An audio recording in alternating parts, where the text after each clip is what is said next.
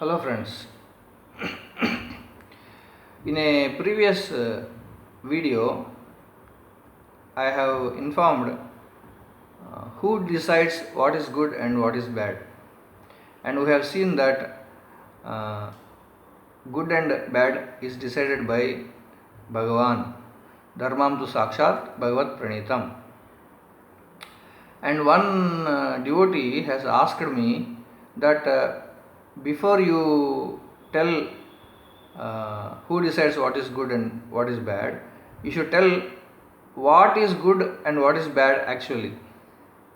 But I have not done like that, because in the beginning, if I define what is good and what is bad, then people may say that it is your opinion. So first it is important to establish who decides what is good and what is bad. And now we will see what is good and what is bad in real terms. Now let us take an example. If you go to a movie theater, the projector will be projecting the movie onto the screen. Now actually, what does the projector project?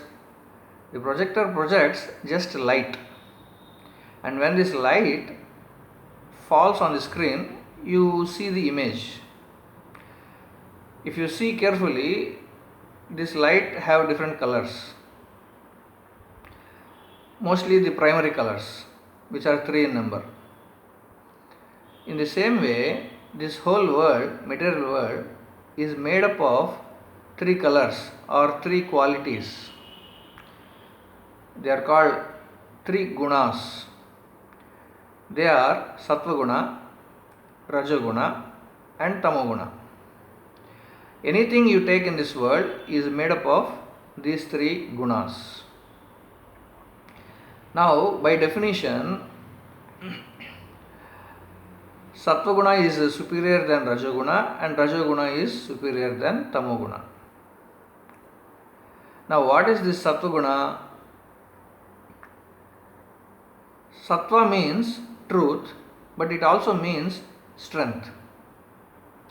Therefore, any activity, if you perform in Sattva guna, it is a good activity. It leads to good results. Next is Rajoguna. Rajo means a lot of meanings are there, something like gold, something shining, like that.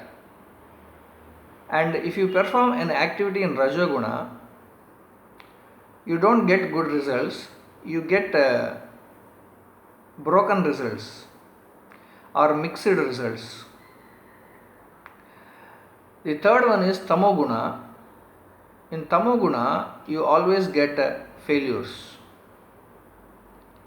You do any activity, the result will be a failure.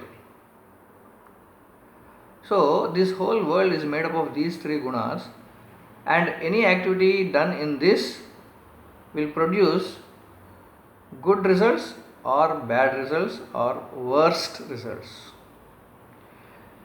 Therefore, here comes the definition. What is good? Activities done in Sattva guna are good. What is bad? Activities done in Rajoguna and Tamoguna are bad.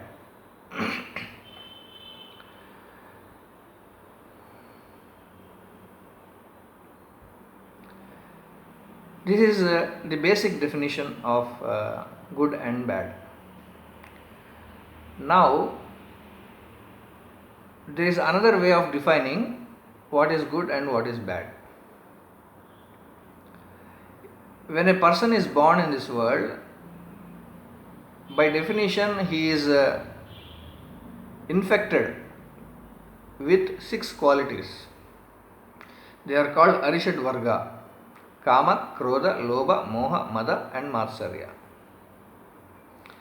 Now, if you do any activity which will increase these qualities in you, Kama, Krodha, Lobha, Moha, Mada, Matsarya, then they are called bad activities. Or, if you do some activities impelled by these qualities, because if you take birth in this world, you are already having these qualities. It's not that you are freshly picking up these qualities. Therefore, sometimes you may be impelled to do activities based on these qualities. Then also those activities are called bad activities. Bad activities always produce unfavorable results. So, and any activity which will reduce these qualities in you is a good activity. Having said this, now it is important to know the activities in detail. Otherwise, how to follow? Now, if you ask any person, please list some good activities. He can go on giving the number of activities. The list will continue. In the same way, if you try to list out the bad activities, the list is unending. So, if the list of good activities is unending and the list of bad activities is also unending, how can you understand the full picture? Therefore, the Shastra gives a indication. It helps us to get the full picture. What Shastra did is, it has categorized the bad activities into 4 groups. It is important for all of us to understand the bad activities first, because if we understand what bad activities are, then we can easily eliminate them. So the Shastra says there are 4 categories of bad activities or sinful activities, which are called 4 pillars of irreligion. They are pillars. They are meat eating, number 1. Number 2, gambling. Number 3, intoxication. Number 4, illicit sex. Meat eating means killing animals. So one should not kill. One should not kill animals, as well as one should not kill plants and trees also unnecessarily. Of course, killing a plant or a tree for a higher purpose is okay, but killing an animal for any purpose is not okay. Suppose you kill a tree, you cut a tree to make newspaper, that is a sin.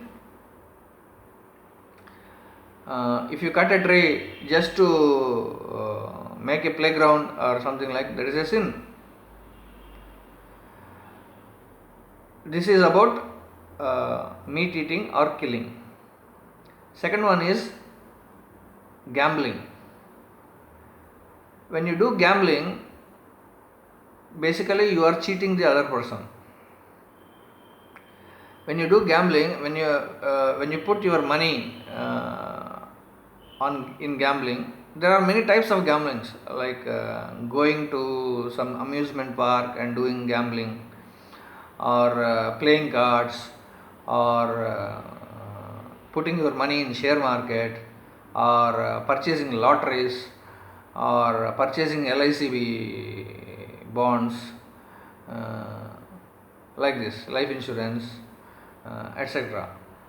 All these things come under gambling, and this comes under sinful activity.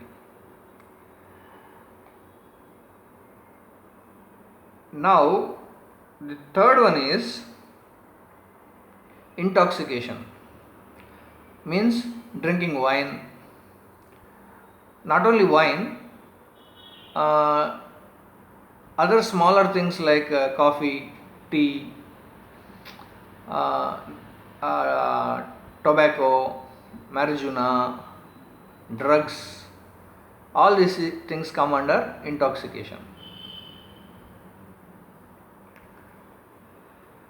The fourth one is illicit sex. One should not have connections with other women.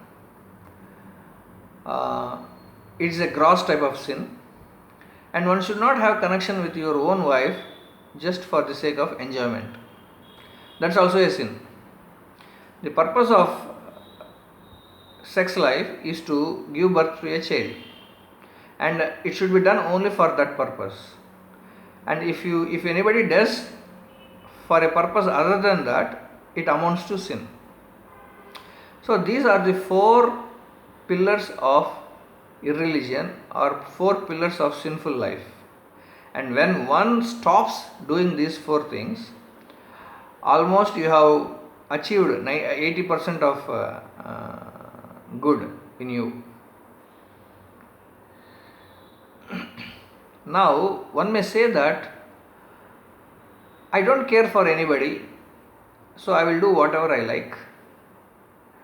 And I can also escape from the law of the government. But the Shastra says, Srimad Bhagavatam says that there are 13 witnesses always watching you and your activities. They are like CCTVs, which you put in various public places or in your office. There are 13 witnesses, 13 witnesses who are always watching you. They are the 5 elements: Bhumi, Apo, Analo, Vayu, come. Then day, evening and night, sun, moon, the 10 directions, the Devatas, and finally the Paramatma, who is staying in your heart. So, even though you can escape from one witness or another witness, you cannot escape from Paramatma, because he is always staying in your heart. All these 13 witnesses, they give their report to the secretary of Yamadharmaraja, Mr. Chitragupta. And Yamadharmaraja, based on the report, he will decide your next life. What happens is, when we commit good activities or bad activities, which are called karmas, punya karma and papa karma, the results of these activities gets accumulated. And when sufficient amount of results are accumulated, your next body is prepared. And when your next body is prepared, you will lose this body and go into the next body. That's how death happens, or transmigration of the soul from one body to another body happens. Now, one person asked, where does our karmas get recorded? The answer is, our karmas get recorded on our own body. Actually, body has, we have two bodies. One is an external body and another is an internal body. And all our activities make an impression on that body. That impression itself is a record. In this way, when sufficient records are accumulated, sufficient karmas are accumulated, we get a next body. Therefore, it is very important for the leaders of the society to ensure that bad elements does not grow in the society. Therefore, if they find any criminal, they must punish him severely, so that they can set example for others not to follow it. The Shastras speak about 6 kinds of crimes. And people who commit these 6 kinds of crimes are called Atatayinas. The 6 kinds of crimes are giving poison, setting fire to one's house, looting one's money and one's money, grabbing one's land and property, attacking a person with weapons, and kidnapping one's wife. These are the 6 criminal activities where a king should never pardon him. A king must kill him, because they are the severe type of crimes. Also, within the killing, there are 5 types of worst type of killings. They are killing a cow, killing a brahmana, killing a woman, killing children, and abortion. Now you see, this abortion is very much prevalent and famous in the present day world, but this is the greatest form of sin. Therefore, we should understand that actually we started this topic with a previous video where it started with crime against women. Why crime against women happens is when there is irreligion. When irreligion happens, when these 4 pillars of sinful are encouraged. Now if you see in Bhagavad Gita, Arjuna says to Lord Krishna, Adharmadabhibhavat Krishna pradushyanti kulastriya strishu dustasu arshneya jayate varna sankara. When the leaders of the society are negligent or slack in their duties, definitely irreligion will grow. When irreligion grows, it will first attack women only. Pradushyanti kulastriya, Arjuna is saying. And when women are attacked, they become the cause for unwanted population, which is called Varna Sankara. And when unwanted population comes, they grow up and they again further attack women only. So in this way, the cycle goes on and on like a nuclear chain reaction.